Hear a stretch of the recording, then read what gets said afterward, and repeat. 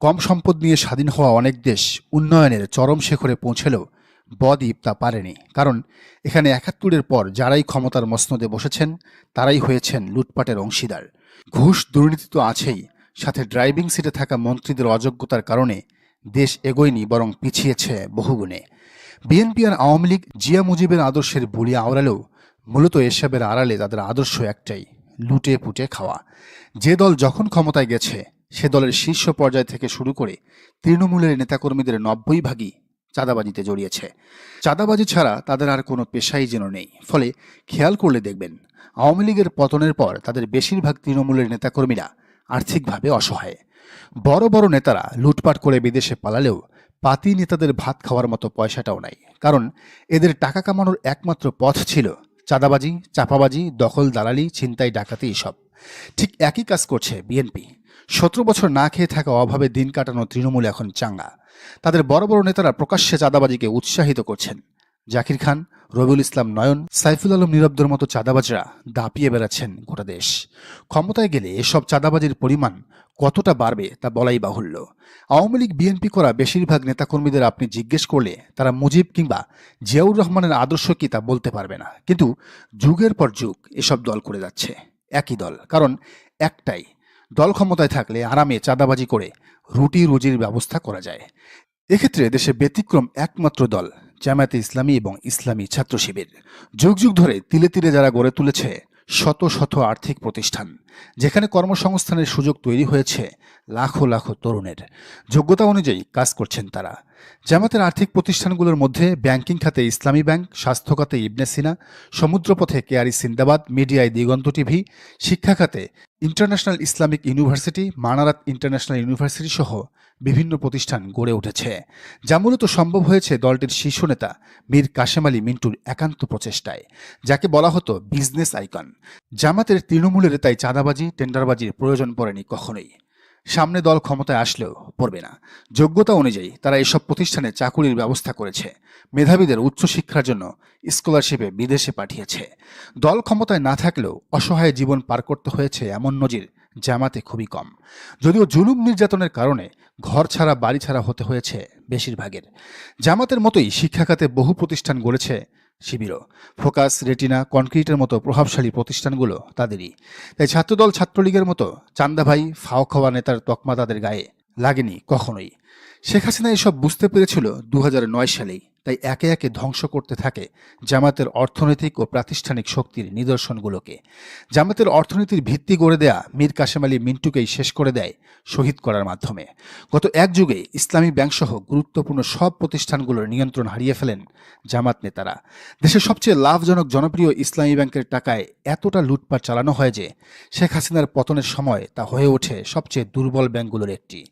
গণহারে জামাত সংশ্লিষ্টদের বের করে দিয়ে ছাত্রলীগের ছেলেদের নিয়োগ দেয় এস আলম গ্রুপের সাইফুল আলম। ছাত্র শিবির পরিচালিত ফোকাস, রেটিনার বেশিরভাগ শাখায় ছিল বন্ধ, তালামারা। ৫ আগস্ট শেখ হাসিনার পতনের পর যখন নিজেদের শ্রম, ঘাম, রক্তে ভেজা প্রতিষ্ঠানগুলোর নিয়ন্ত্রণ ফিরে পেতে সক্রিয় হয়ে ওঠে জামাত, তখন তাতে বাদ সাধে বিএনপি। এস আলমের ঘেটু সালাউদ্দিন আহমেদরা ইসলামী ব্যাংকে অবৈধভাবে নিয়োগ পাওয়াদের পক্ষে দাঁড়িয়ে যান। বিএনপি ছাত্রদলও তখন পাশে দাঁড়ায় তাদের। সে চেষ্টা তারা এখনও চালিয়ে যাচ্ছে নানাভাবে। তবে জামাতের বসে থাকা উচিত নয়। তাদের উচিত শহীদ মীর কাশেমের হাতে তিলে তিলে গড়ে ওঠা প্রতিষ্ঠানগুলো পূর্ণ নিয়ন্ত্রণে নেয়া। শুধু দল নয়, দেশের স্বার্থেই নিজেদের সংশ্লিষ্ট বিশ্ববিদ্যালয়গুলোর পর্ষদে নিজেদের অবস্থান শক্ত করা, বন্ধ হওয়া দিগন্ত মিডিয়া চালু করা। অবশ্য জামাত হাতছাড়া হয়ে পড়া প্রতিষ্ঠানগুলো দ্রুত প্রতিষ্ঠাতাদের হাতে ফিরে আসবে বলে প্রত্যাশা করছেন দলটির সেক্রেটারি জেনারেল মিয়া গোলাম পরোয়ার।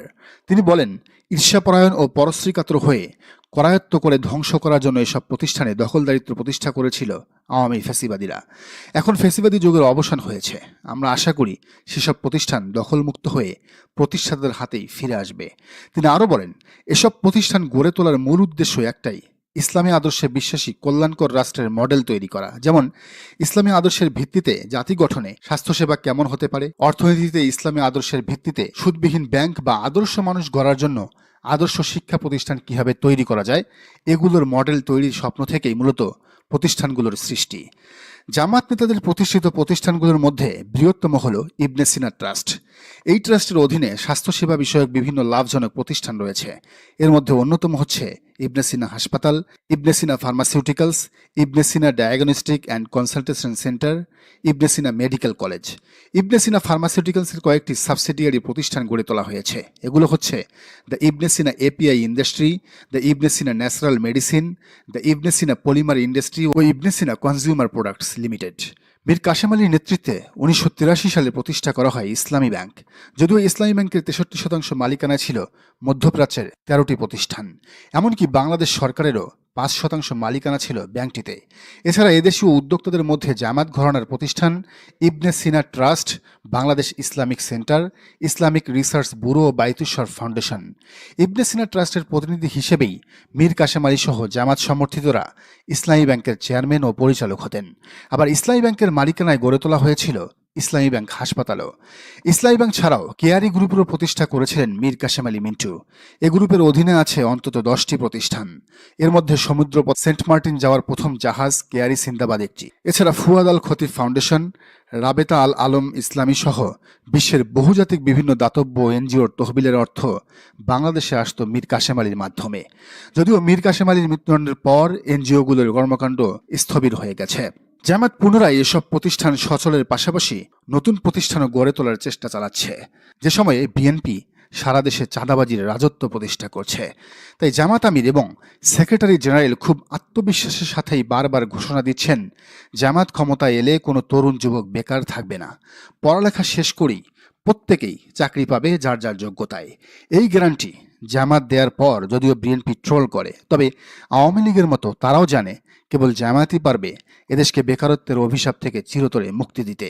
কারণ তাদের যেমন রয়েছে নিজস্ব প্রতিষ্ঠান, তেমনই আছে দেশের অর্থনীতির চাকা সচলে যোগ্য ও দক্ষ নেতা। আর সততা নিষ্ঠা তো আছেই। দর্শক, আপনার কি মনে হয় জানান কমেন্টের ঘরে।